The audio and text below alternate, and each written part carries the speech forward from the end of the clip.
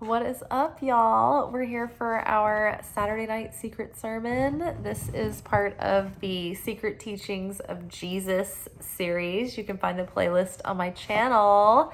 My channel's Light Love Magic. You guys subscribe. So Saturday nights, I like to read from the Gnostic Gospels. Right now we're working through the Nag Hammadi scriptures. We started with the secret book of James, and that took a while, and now we moved on to the Gospel of Philip, and we've been in this gospel for months. It is heavy, it is dense, and each week it consists of these portions of this cryptic text that has these deeper coded meanings, and so it's something to like mull over and meditate on. And so basically, I'll pick out a portion before I start the video. I come in after work or whatever on Saturday night, and I'll see what pops out at me and what I start getting downloads on, and then I start the camera and we just start rolling, and we're doing this together. So just for fun. So I wanted to circle back actually to do a part 2. So week before last, our portion was meeting the King. Last week, we followed up with wearing the light. And now we're circling back to meeting the King again. So the portion meeting the King. No one can meet the King while naked. And we talked about clothing as these different layers and levels of consciousness, right? That open you up to being able to even recognize the King, God. And then we moved on to wearing the light, which was another portion. It was further down. Oh, I took a bunch of pages and I turned right to it. So, wearing the light, the powers cannot see those who have put on the perfect light, and they cannot seize them. One puts on the light in the mystery of union. So this is talking about when you take on these different levels of consciousness, when you're wearing the light, when you are covering yourself and the consciousness having affinity with the light, then the powers cannot seize you anymore. Meaning the powers being the dark shadow forces, the demonic forces, or for instance, so when they say Jesus cast 7 demons out of Mary, it wasn't literally that she was possessed with 7 demons.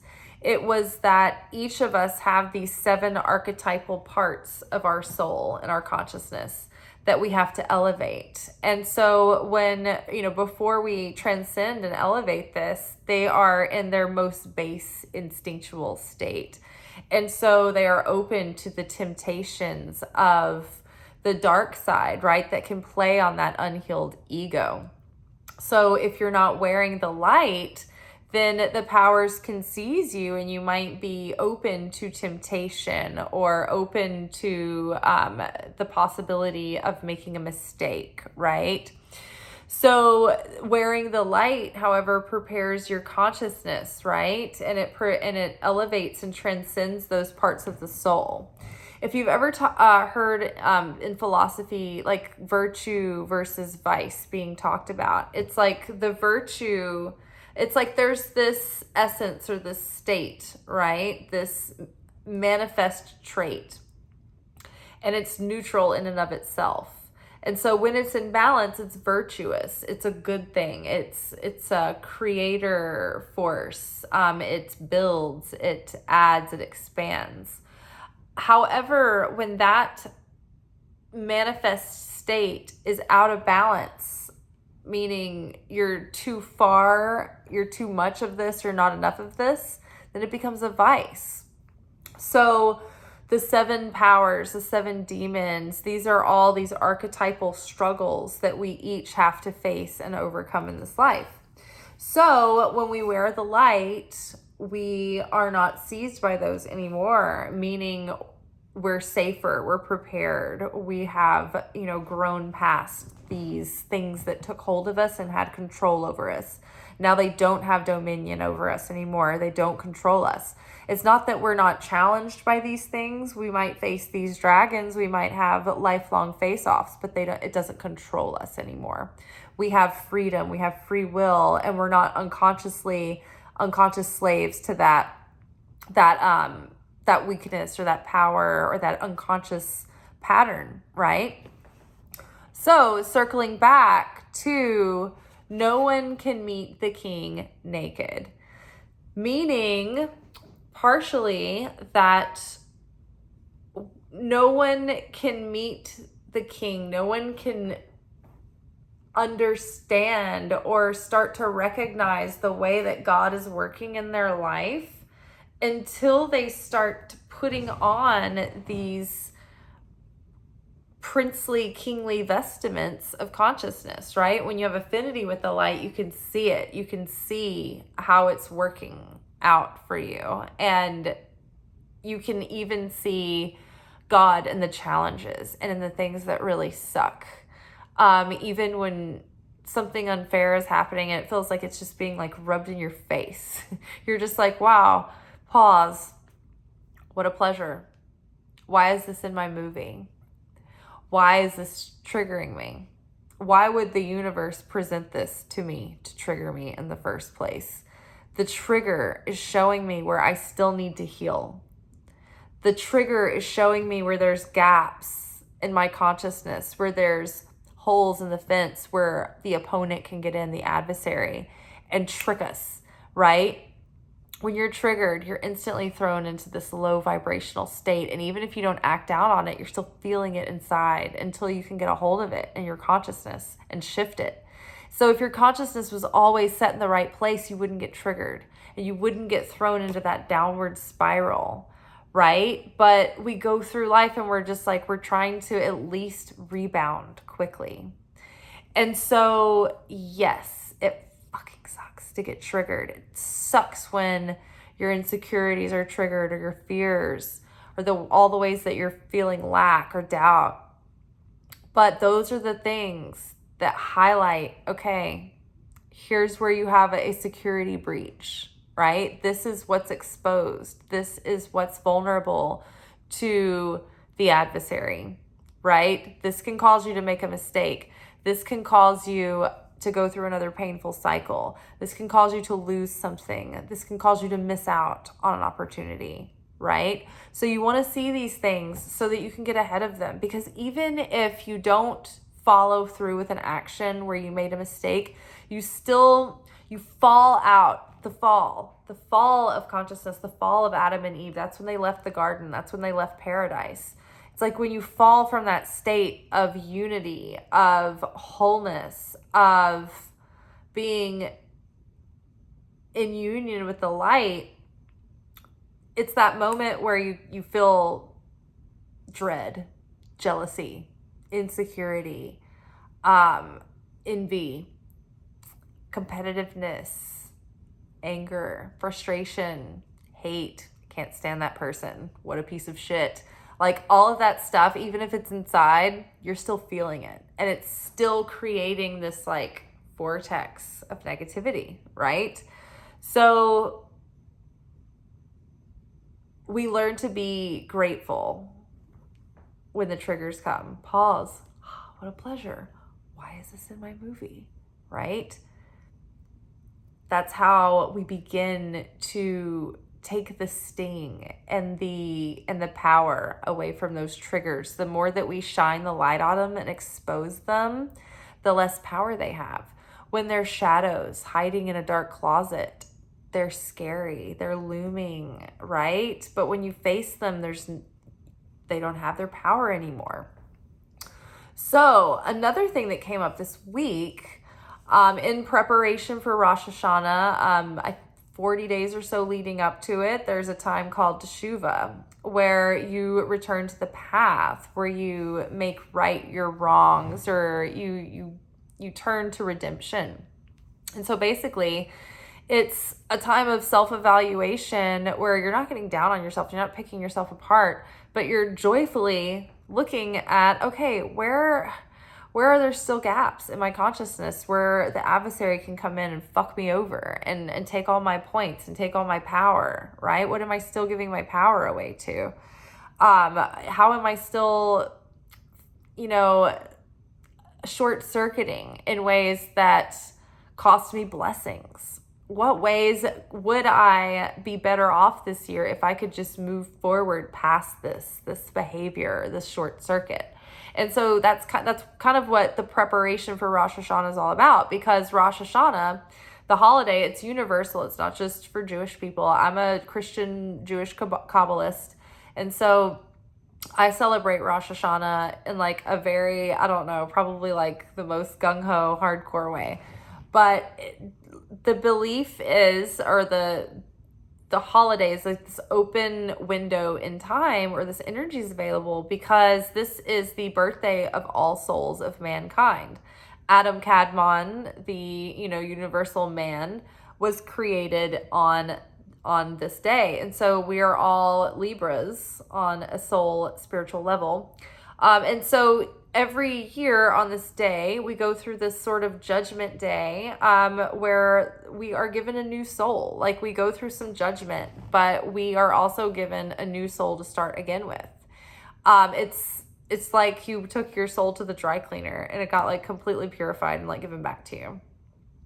Now, this is great, and it means you're like just so open, to receive blessing. It's just that, like, how quickly do we tarnish that new, fresh soul, right?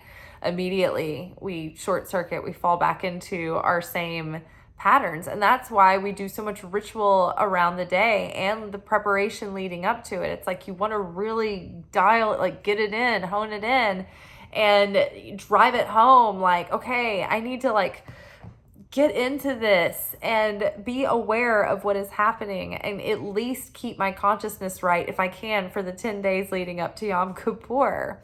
If you can stay in a joyful state for those 10 days, it sets you up a lot better for the rest of the year. You take the most advantage of the window in time. So, all that to say, I've been following a bunch of Kabbalah classes that they're specifically leading up to the prep of Rosh Hashanah. A lot's going on at the center right now. And so one of my teachers mentioned that one of the code words, like the Bible is a code. It's a code for the human soul. It's a code of how to approach reality and life, and how the interworkings of the cosmos function. And it's written in all of these different ways, like parables and poems and epics and amazing things. And some of these people lived and did these things and all of that. But ultimately, it's a code.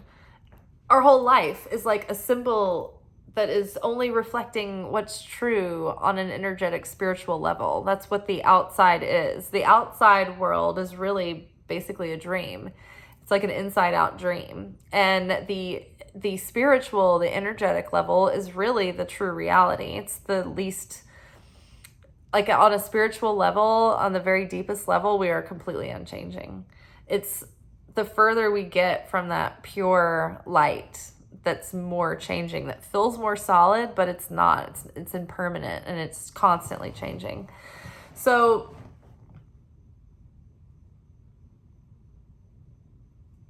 I got on a tangent. I lost my train of thought. But anyway, so my teacher was talking about how, it's a code.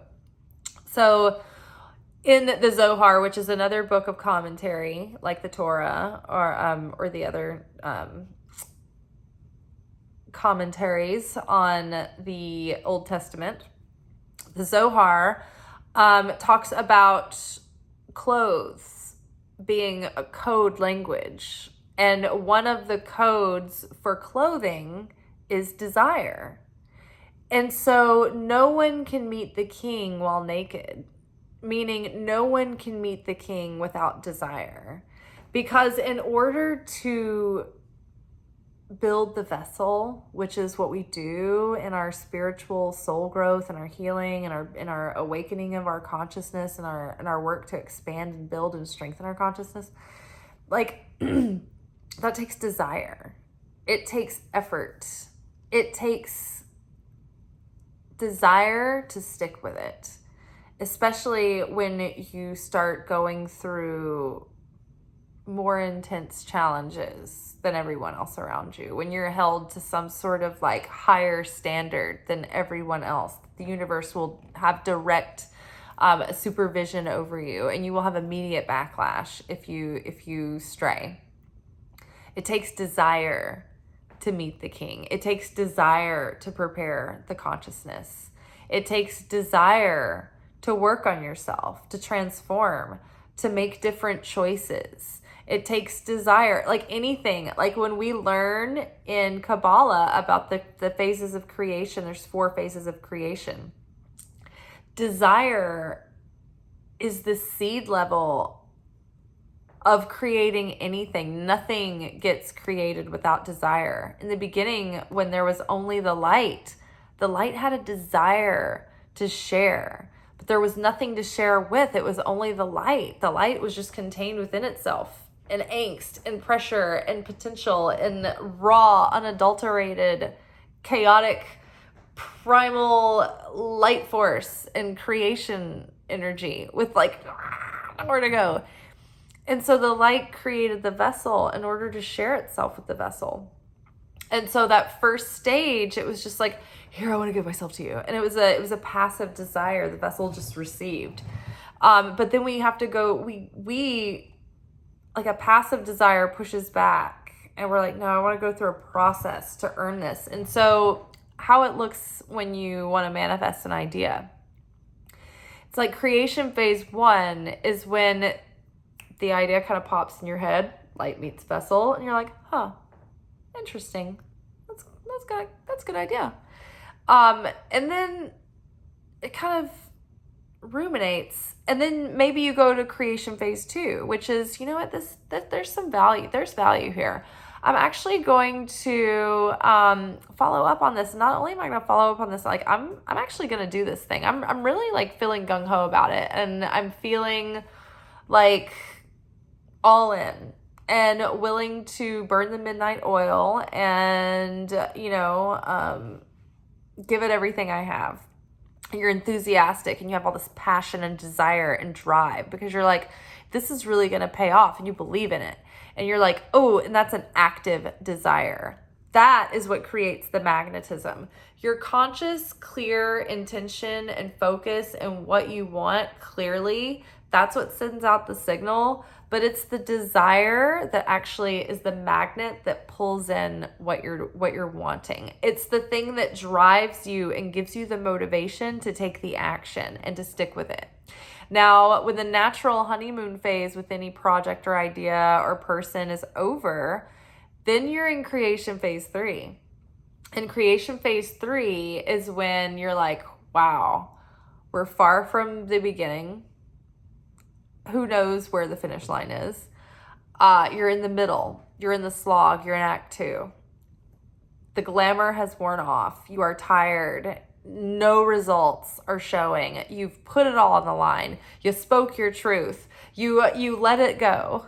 You cut it out. You quit. You burned the bridge. You put it all in. You gave it everything you had. You had the big Rudy moment, and still nothing. Crickets.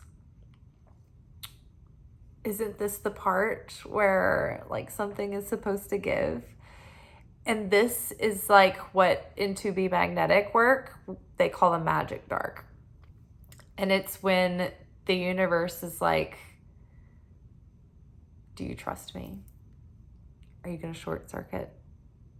How certain are you? Like, are you going to get out of your own way?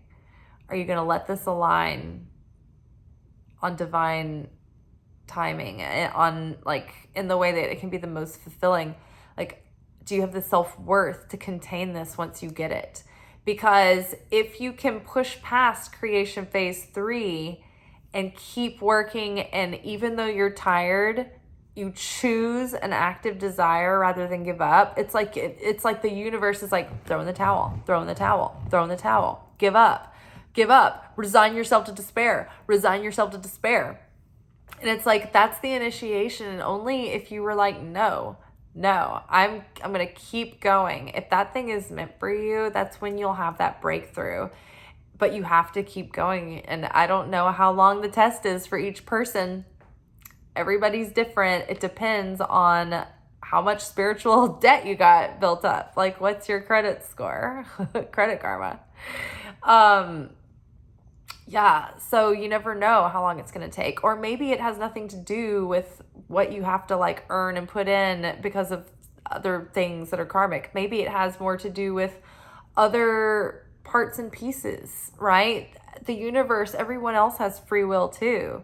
And so you're waiting for all of the pieces to align. That's why many times the universe wants us to have a very open idea and not get caught up on the specific person or job or place or whatever, but to be open to many possibilities, because then the universe can use the path of water, which is the path of least resistance.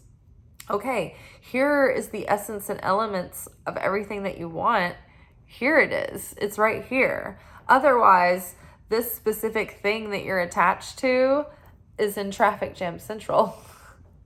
There's nothing happening. There's a dinosaur on the way to crush the car of the thing that you're wanting to wait for. So you might as well look, this thing here, it's even better than what you wanted. You're just obsessed over this over here, right? So you have to trust. You have to be open. You have to be open to receive. You have to feel like you're worthy and deserving of it.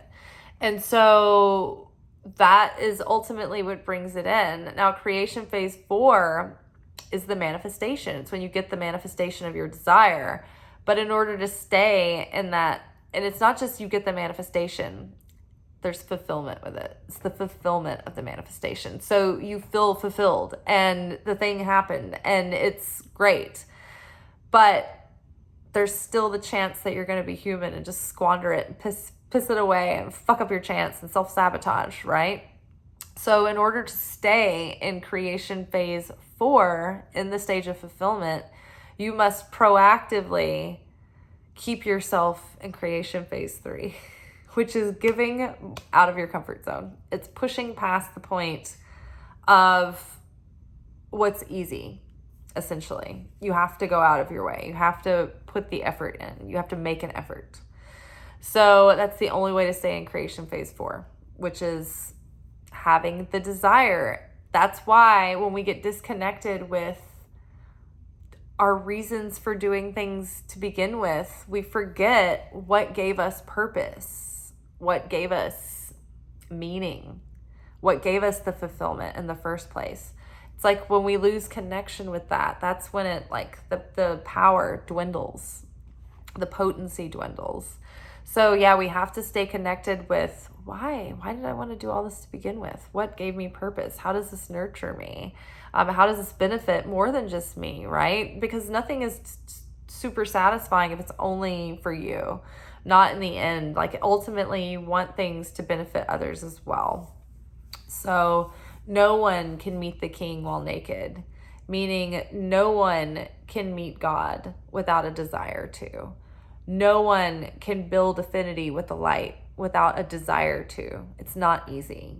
And it's not like it's something that you can like do a little formula and just kind of keep chipping away. It's like it takes an effort. And so it's something you have to want.